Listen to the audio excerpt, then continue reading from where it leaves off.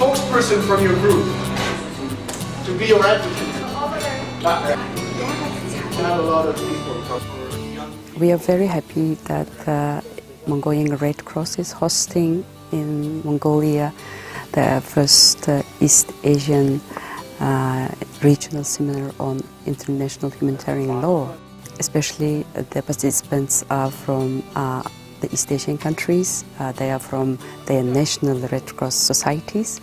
I think it's the excellent occasion that the national society is going to create the network, and that they're going to share the experience, and they also gain the expertise and knowledge from the trainers.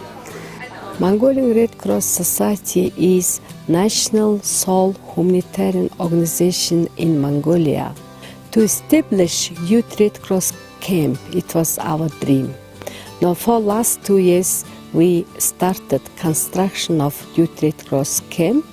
Now this year, Mongolian Red Cross, first time we hosted East Asian Regional International Humanitarian Law training. Humanitarian principles and humanitarian action, they all go together.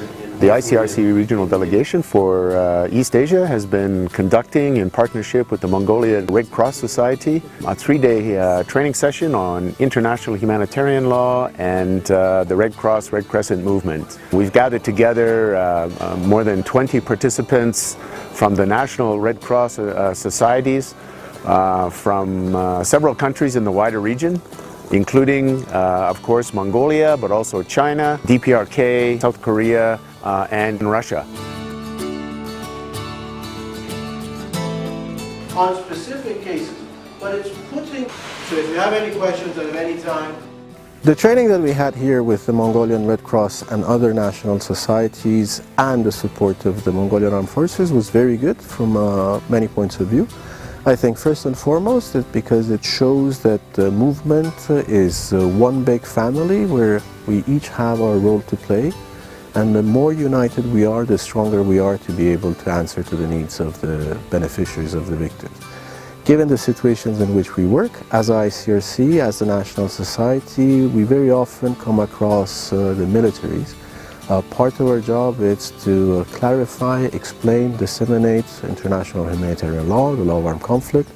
And it's also important that this is not only a monologue, it doesn't go in one direction, but it's a dialogue, and this is absolutely key. This training course is very interesting and useful. They using some interactive way to us, not just one way teaching method. For example, we have the discussion, we have him, he gave some scenario to us, we have to discuss. I think this is a very good way to learn IHL. I think this is a very, very useful, practical and comprehensive orientation to the basic knowledge of international humanitarian law, because that's the legal base for the whole movement, and all movement components and partners should be aware of its significance and have certain amount of knowledge.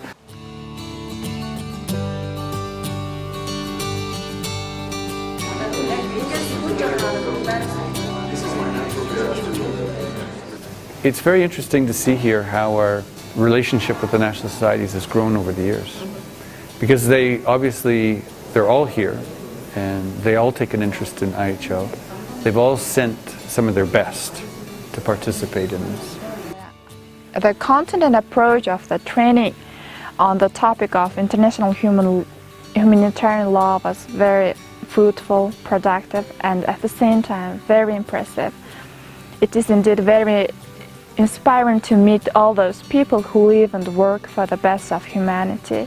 The Mongolian context is very calm, no war, no conflicts, but we need to have prepared to the conflicts, internal or international conflicts.